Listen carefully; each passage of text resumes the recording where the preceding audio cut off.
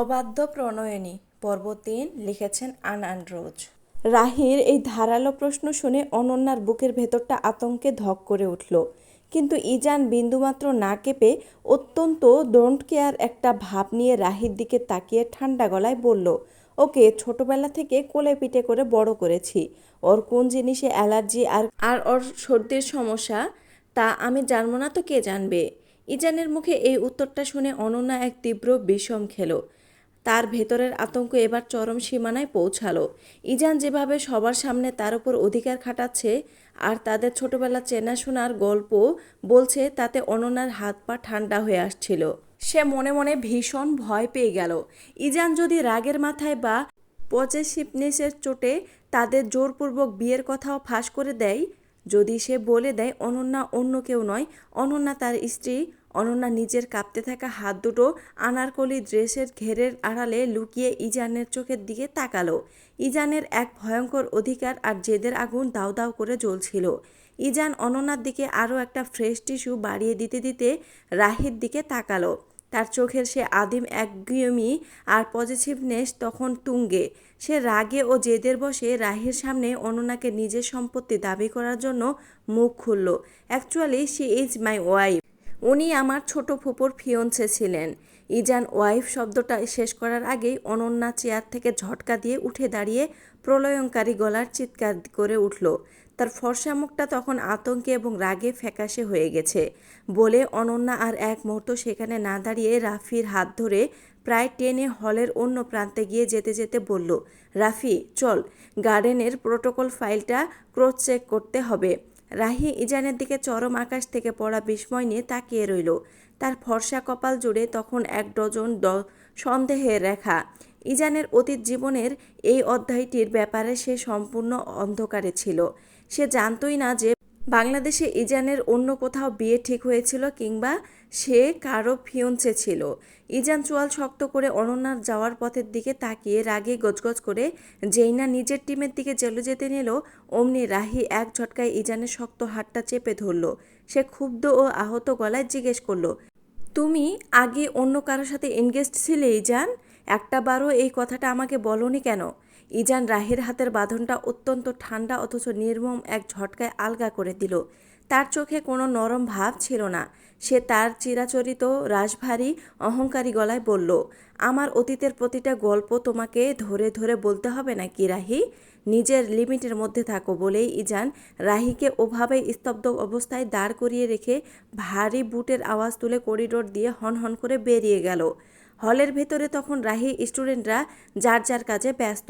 সোয়াট টিমের বাকি মেম্বার্সরাও হলের চারপাশের মেটাল ডিটেক্টরের আর সিসিটিভি ক্যামেরাগুলো পজিশন অনুযায়ী গুছিয়ে নিচ্ছিল। অনন্যা আর নেহা হন্তদন্ত হয়ে হলের পেছনের ডাইনিং এরিয়া থেকে কেটারিং সার্ভিসের সমস্ত লাঞ্চ আর স্ন্যাক্সের মেনু তদারকি করে রুমে ফিরল।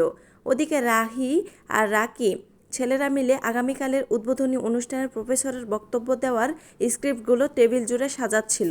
সেমিনার হলের এক কোণে ডেস্কে বসে ইজান তার ল্যাপটপে পুরো ক্যাম্পাসের ডিজিটাল সিকিউরিটি সিস্টেমের লাইভ ফিড নিখুঁতভাবে দেখছিল। তার চোখে তখনও এক কড়া প্রফেশনাল অফিসারের চাউনি। অনন্যা সারাদিনের ধকল, সর্দির ওষুধের ঝিমুনি আর ক্যাটারিংয়ের তদারকিতে এতটাই ক্লান্ত হয়ে পড়েছিল যে নিজের অজান্তেই সে খেয়াল না করে ইজানের পাশে থাকা খালি জায়গায় ধপ করে বসে পড়ল। তবে সে ইজানের থেকে কিছুটা দূরত্ব বজায় রেখেই বসেছিল। ব্যাগ থেকে পানির বোতলটা বের করে সে চোখ বুজে এক ঢোক পানি খেলো। অনন্যা এসে বসা মাত্রই তার আনারকলি ড্রেস আর চুল থেকে ভেসে আসা এক অসম্ভব মিষ্টি চেনা ঘ্রাণ বাতাসের ঢেউয়ে ভর করে সরাসরি গিয়ে ধাক্কা খেলো ইজানের নাকে। ওই একটি সুবাস মুহূর্তের মধ্যে সোয়াত কমান্ডার ইজানের ভেতরের সমস্ত কঠোরতা আর ল্যাপটপের স্ক্রিনকে এক নিমিষে ফিকে করে দিল। 5 বছর আগে সেই সুভাষ। ইজান এক ঝটকায় নিজের মুখ তুলে অনন্যার দিকে তাকালো। অনন্যা তখনও ক্লান্তিতে চোখ বুজে আছে। ইজান আর নিজের ডেস্কে বসে থাকতে পারল না।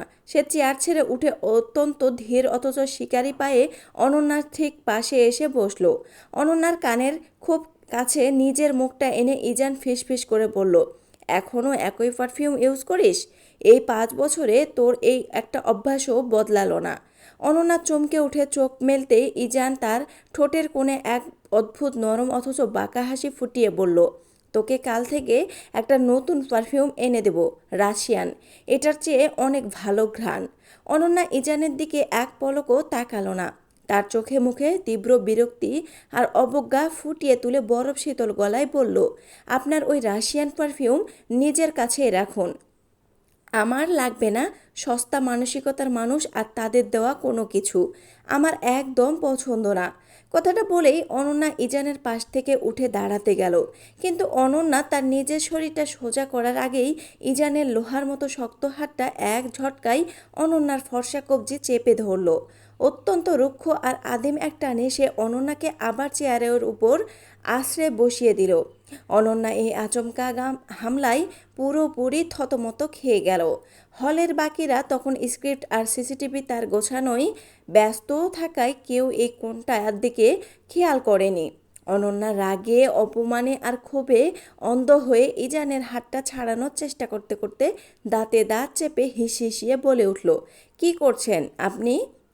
শালার শালার অনন্যা কি থেকে এই একটিমাত্র পুরনো ডাক শোনা মাত্রই ইজানের পুরো শরীর যেন এক অদ্ভুত স্বর্গীয় শান্তিতে জুড়িয়ে গেল। এই নামে ডাকা সে গত 5 বছরেও শোনেনি। যেন এই নামটা শুধু অনন্যার একার অধিকার ছিল। ইজান অনন্যার কবজির উপর নিজের হাতের মুঠোটা আরও কিছুটা শক্ত করে তার চোখে একদম গভীরে তাকিয়ে ফিসফিসিয়ে এক অদ্ভুত ডার্ক ও পজেসিভ গলায় বলল, ইস, কতদিন পর তুই আমাকে এই নামে ডাকলি অনন্যা। অনন্যা নিজের চোখের এই অবাধ্য গভীরতা আর তীব্র অধিকারের চাউনি দেখে নিজের শ্বাস নিতে ভুলে গেল। যেন এই অন্ধকার কোণটায় 5 বছরের দীর্ঘ দূরত্ব এক নিমেষে পুড়ে ছাই হয়ে যাচ্ছিল।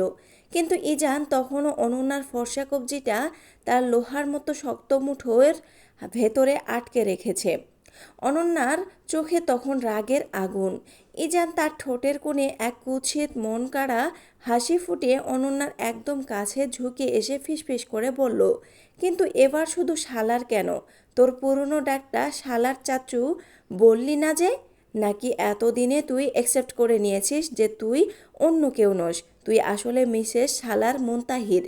ইজানের থেকে বিবাহিত নাম মিসেস শালার মুনতাহির শুনে অনন্যার পুরো শরীর অপমানে কাঁপতে লাগলো। সে নিজের হাতটা হেঁচকা টানে সারানোর চেষ্টা করতে করতে দাঁতে দাঁত চেপে বলল, ছাড়ুন আমার হাত। আপনি এত বেহায়া কেন? ইজান অনন্যার কবজির উপর নিজের হাত আরও বাড়িয়ে দিয়ে অত্যন্ত ঠান্ডা অথচ ভয়ঙ্কর গলায় বলল, চুপ করে সোজা হয়ে বস, নয়তো আমি পুরো হলের সামনে বউ বলে চিৎকার করব। অনন্যা এই মুহূর্তে একদম স্তব্ধ থেমে গেল। সে খুব ভালো করে জানে এই জেদি সোয়াত অফিসারের পক্ষে এই পাগলামি করা অসম্ভব কিচ্ছু নয়। সে নিজের রাগ চেপে সোজা হয়ে বসল। অনন্যাকে শান্ত হতে দেখে ইজান চেয়ারটা টেনে তার আরও একটু ঘেঁষে বসল।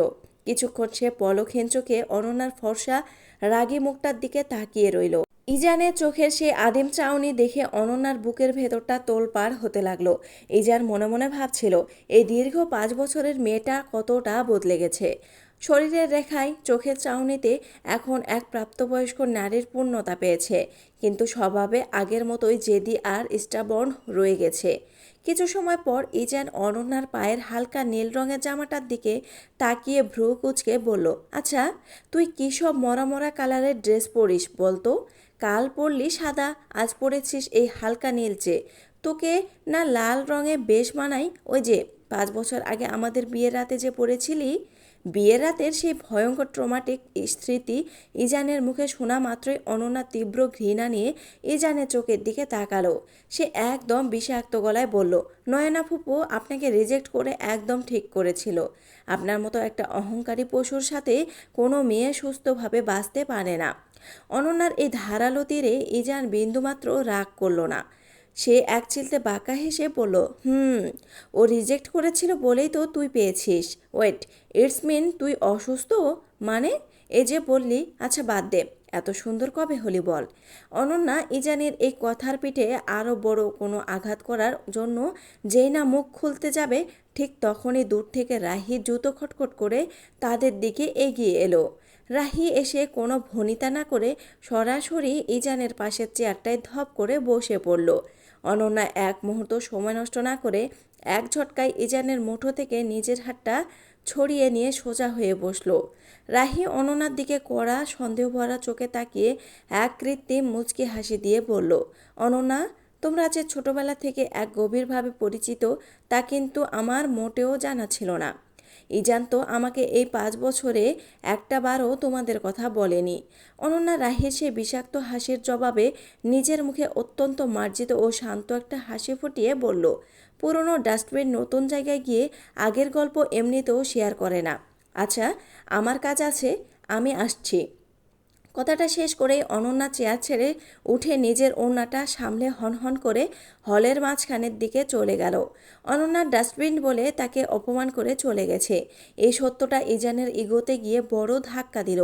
অনন্যা হলরুমে মাঝখানে চলে যেতেই ইজানও রাহির কোনো কথা শুনে এক ঝটকায় চেয়ার ছেড়ে উঠে অনন্যার পেছন পেছন চলে গেল। রাহি মাঝখানে একা বসে ইজানের এই অবাধ্যতা দেখে তীব্র বিস্ময় আর রাগে স্তম্ভিত হয়ে রইল। ওদিকে সেমিনার হলের এক প্রান্তে উঁচুতে ছেলিংয়ের কাছাকাছি দুটো সিসিটিভি সিকিউরিটি ক্যামেরা লাগানোর চেষ্টা করছিল ডিপার্টমেন্টের জুনিয়র ছেলেরা, কিন্তু মইয়ের উপর দাঁড়িয়ে তারা কিছুতেই ক্যামেরা দুটো সঠিক অ্যাঙ্গেলে ফিক্সড করতে পারছিল না। অনন্যাও সেই স্পটে দাঁড়িয়ে ফাইল হাতে ছেলেদের ডিরেকশন দিচ্ছিল। ঠিক তখনই ইজান সেখানে এসে দাঁড়ালো। সে ছেলেদের সরিয়ে দিয়ে নিজের মই বেয়ে উপরে উঠে গেল। সোয়াতের স্পেশাল ট্রেনিংপ্রাপ্ত ইজানের কাছে এই কাজটা সহজ হলেও উঁচুতে ঝুলে স্পেশাল কেবল কানেক্ট করতে গিয়ে বেশ কিছুটা সময় লেগে গেল। দুপুরের কড়া গরমে আর হলের ভেতরে ভ্যাপসা আবহে ইজানের চওড়া কপাল আর ফর্সা মুখ বেয়ে টপটপ করে ঘাম ঝরতে লাগলো। ক্যামেরা দুটো পারফেক্টলি সেট করে ইজান যখন মই বেয়ে নিচে নেমে এলো, তখন তার কপালে আর চুলে বিন্দু বিন্দু ঘাম জমে আছে। অনন্যা ফাইলটা বুকে চেপে তার ঠিক 2 হাত দূরে দাঁড়িয়ে ছেলেদের সাথে কথা বলছিল। ঠিক তখনই ঘটল সে অবিশ্বাস্য ঘটনাটি, যা পুরো হলের বাতাসকে 1 সেকেন্ডের জন্য থমকে দিল। ইজান নিচে নেমেই কোনো কিছু না ভেবেই বা পারমিশন না নিয়ে সরাসরি সবার সামনে এগিয়ে গিয়ে এক ঝটকায় অনন্যার কাঁধে থাকা হালকা নীল রঙের ওড়নাটার একটা কোণ নিজের হাতের মুঠোয় টেনে নিল।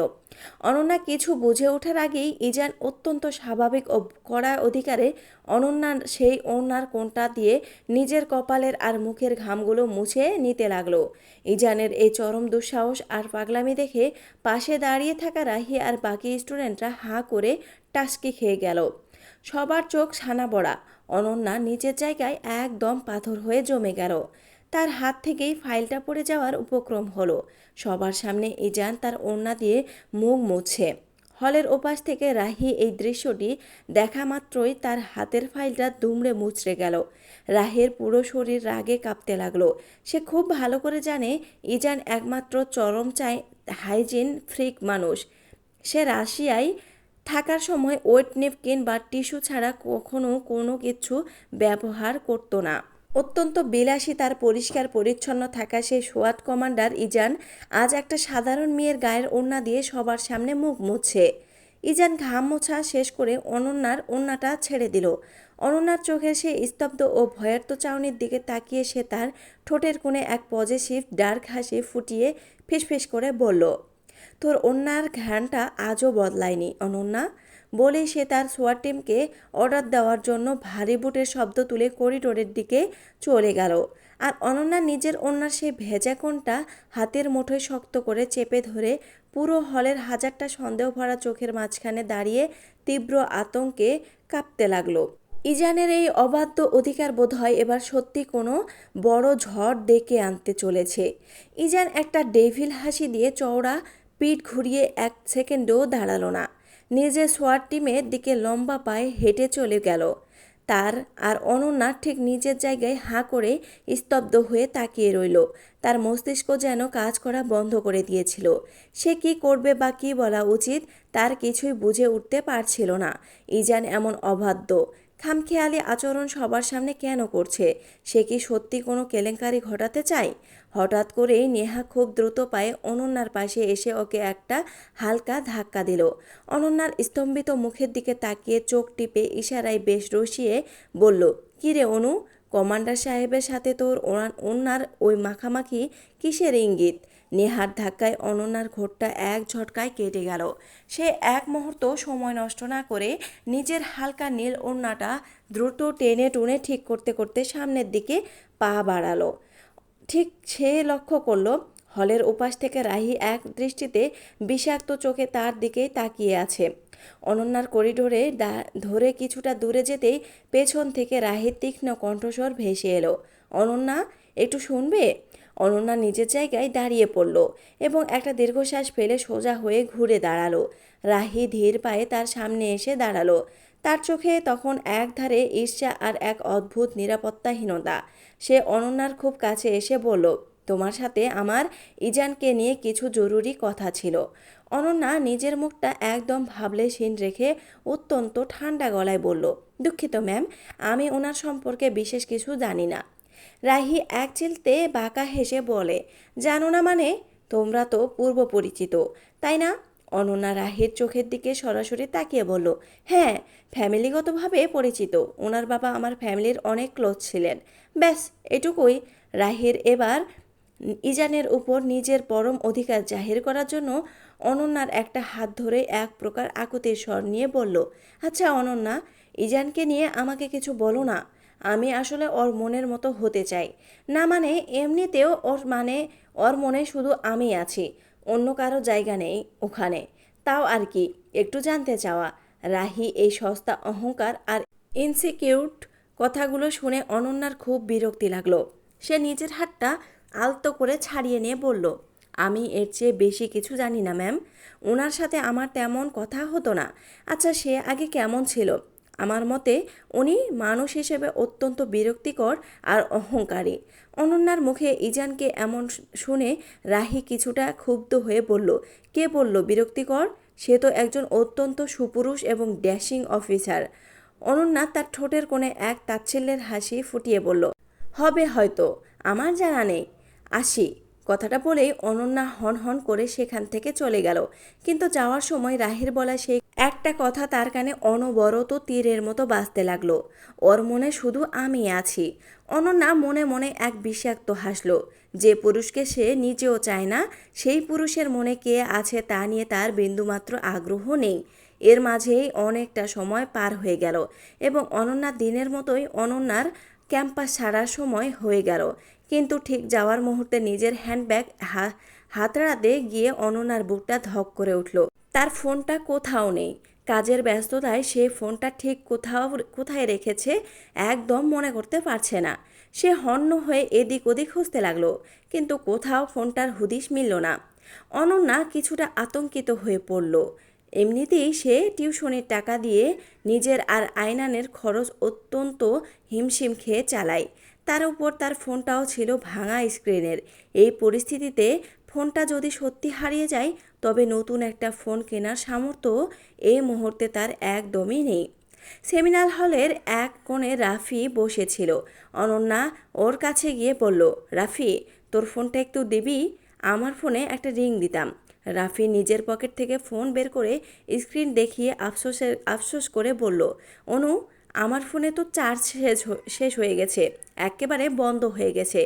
অনন্যা তখন পাশে থাকা নেহার দিকে তাকালো। নেহা মুখ কাচুমাচু করে বলল, আমার ফোনে তো আবার রিচার্জ করা নেই রে অনু, ব্যালেন্স একদম জিরো। অনন্যার কপালে তখন বিন্দু বিন্দু দুশ্চিন্তার ঘাম জমতে শুরু করেছে। সে বাধ্য হয়ে পাশে দাঁড়িয়ে থাকা এক সিনিয়র স্টুডেন্টের দিকে তাকিয়ে বলল, ভাইয়া, তোমার ফোন থেকে আমার নম্বরে একটা কল করা যাবে? আমার ফোনটা নেই। আচমকা এক গমগমে গম্ভীর পুরুষালী কণ্ঠস্বর অনন্যার ঠিক পাশ থেকে ভেসে এলো। অনন্যার চমকে উঠে তাকিয়ে দেখল ইজান তার নিজের কালো আইফোনটা অনন্যার দিকে বাড়িয়ে ধরে আছে। অনন্যা এই মুহূর্তে ইজানের সাথে কোনো নতুন ঝামেলা চায় না, তাই ফোনটা হারিয়ে যাওয়ার আতঙ্কে সে আর নিজের ইগো না দেখিয়ে ইজানের হাত থেকে ফোনটা লুফে নিল। সে দ্রুত ইজানের ফোনের ডায়াল প্যাডটি বের করে নিজের নম্বরটি টাইপ করলো। নম্বরটি টাইপ করে যেই না সে কল বাটনে চাপ দিল, অমনি ইজানের ফোনের স্ক্রিন জুড়ে বড় বড় ইংরেজি অক্ষরে একটি কন্ট্যাক্ট নেম ভেসে উঠল, স্টাববর্ন ওয়াইফি। স্ক্রিনের দিকে তাকিয়ে অনন্যা চোখের মণি দুটো মুহূর্তের মধ্যে স্তব্ধ হয়ে গেল। তার পুরো শরীর যেন এক অদৃশ্য বিদ্যুতের শকে জমে পাথর হয়ে গেল।